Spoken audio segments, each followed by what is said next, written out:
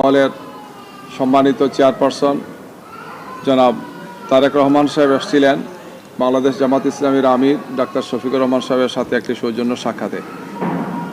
তো সাক্ষাৎ পর্বটি আলহামদুলিল্লাহ প্রায় ঘণ্টাখানেক সময় চলেছে। তিনি 7টায় এসেছেন, 8টার দিকে তিনি বের হয়ে গিয়েছেন।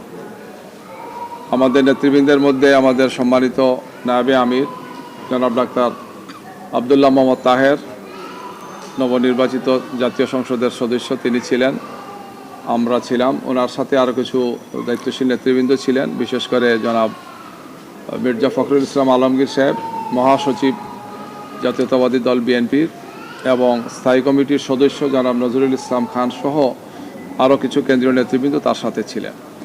তো আজকের এই সাক্ষাৎ বিষয় নিয়ে আমাদের সম্মানিত নায়েবে আমির ডাক্তার সৈয়দ আবদুল্লাহ মোহাম্মদ তাহের ভাই এই পর্যায়ে আপনাদের সামনে তিনি ব্রিফ করছেন। জি, বিসমিল্লাহির রহমানির রহিম। সম্মানিত সাংবাদিকবৃন্দ, আসসালামু আলাইকুম।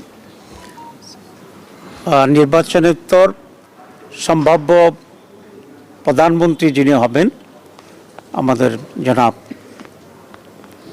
তারেক সাহেব, উনি আজকে প্রধান বিরোধী দলের যিনি প্রধান হবেন জামাত ইসলামীর আমির ডক্টর শফিকুর রহমান, তার সাথে সৌজন্য সাক্ষাৎ করতে আসছেন, একটা কার্টেসি ভিজিট করতে আসছেন। এটাকে আমরা ওয়েলকাম করি। আমি মনে করি এই ধরনের নিউ কালচার নিজেদের ভিতরে থাকাটা এটা একটা গুণগত পরিবর্তন, ইটস এ গুড বিগিনিং।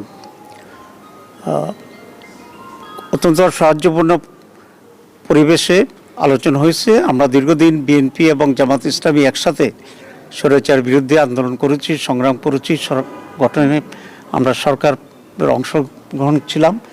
এখন একটা ফ্যাসিবাদের পতনের পরে আমরা দুটি দল আলাদাভাবে নির্বাচন করেছি, কিন্তু আমাদের ভিতরে আমরা আশা করি একটা সাহায্যপূর্ণ পরিবেশের মাধ্যমেই আগামী সময়গুলোকে আমরা রাষ্ট্র পরিচালনায় সরকার এবং বিরোধী দল সমন্বিতভাবেই আমরা দেশের জন্য কল্যাণমূলক কাজ করতে পারব।